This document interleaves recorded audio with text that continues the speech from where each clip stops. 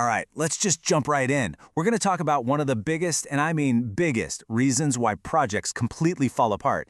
And, more importantly, how you can sidestep that disaster. The whole point here isn't to save the world with one giant project. Nope, it's about being smart, being strategic, and let's be honest, it's about saving your own skin by actually getting something done.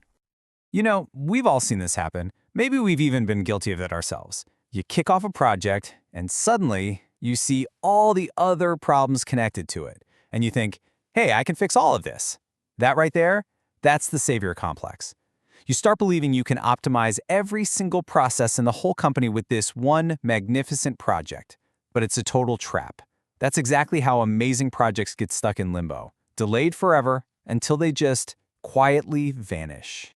So this little complex, well, it creates a monster. And that monster has a name.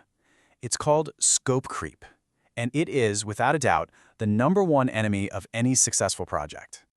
Now, scope creep isn't just about, adding a few extra features. It's that slippery slope, that temptation to chase infinite perfections, or to start reaching for these massive goals that were never even part of the plan. It's when you wander off to solve problems that are way outside your original mission. It's like a slow poison for your project's timeline and budget. And this analogy just hits the nail on the head. It perfectly explains the danger, right? You start with something simple and totally manageable. Let's just paint this wall. But then one tiny little addition leads to another and another. And before you know it, the original project is a distant memory and you are in way over your head. You're just left with a huge mess and nothing to show for it. Okay, but here's the good news. You can absolutely fight back against this. Scoping your project isn't about limiting what you can do, it's about focusing your power. It's about strategically drawing your battle lines and choosing exactly where you are going to win. Think about it like this. Are you carpet bombing or are you taking a sniper shot?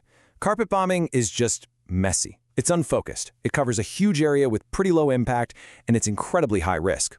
But a well-scoped project, that's a sniper shot. It is precise, it hits a very specific, high-value target, and you are in complete control of the outcome. That's how you make a real, measurable impact. And this is why we have got to stop thinking of a scope statement as some kind of restriction. It is not a cage, it is your shield. It's your official permission slip to say no. It's your most powerful strategic weapon for success. So let's get practical. I'm going to show you a couple of really powerful ways to forge that weapon. All right, first up is a method that is so simple, it's brilliant. It's called the in/outbox method. And this is something you can do with your team, like today, and get instant clarity. Okay, so here's how it works. You literally just draw a big box on a whiteboard. Then, you and your team go wild brainstorming everything even remotely connected to the project. We're talking activities, people, resources, you name it. Put every single idea on its own sticky note. Now, the key rule here is no discussion at first. Just get all the ideas out there. Then, as a team, you start sorting. Does this sticky note go inside the box, meaning it is in scope? Or does it go outside the box, meaning it is explicitly out of scope? What you end up with is this powerful visual contract that everyone on the team has agreed to. Now let's move on to our next tool, which builds perfectly on that idea. If the in and out box helps you draw the border, a tool called CPOC helps you map out the entire territory so you can find that border in the first place. And really, this is the fundamental question you have to answer. Before you can decide what's in or out, your team has to agree on the exact start and end points of the process you're trying to improve. A CPOC diagram forces you to have that critical conversation. Now, the best way to do this is to work backwards from your customer. But for clarity, let's just build it from left to right. It all starts with your suppliers. Who gives you the things you need to even start your work? This could be a totally different department, maybe a software system, or even an outside vendor. And what specifically are they giving you?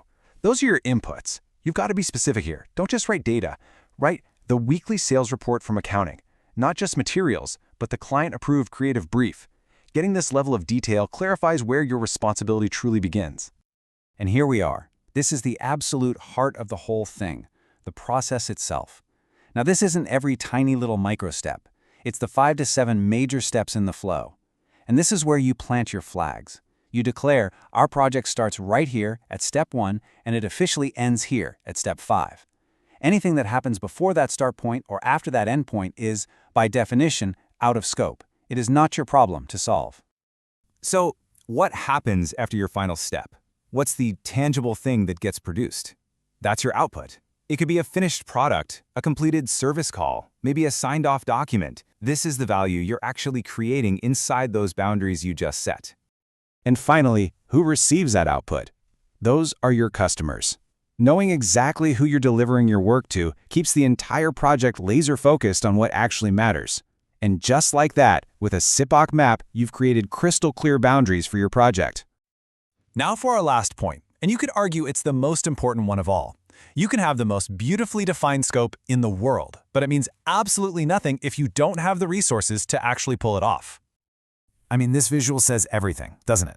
This gap, right here, this is where projects go to die.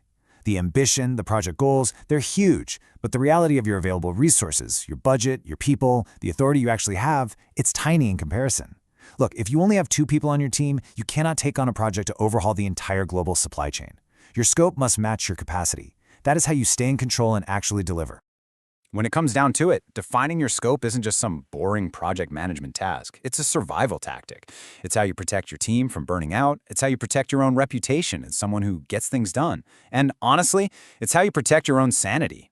You're not trying to save the world. You're trying to solve one specific problem and solve it successfully. Okay, so your scope is locked in. You know exactly what you're building and, just as important, what you're not. But what should you be aiming for inside that scope? What does your customer actually care about? Well, join us next time and we are going to decode their hidden desires using the brilliant Kano model. Trust me, you are not going to want to miss it.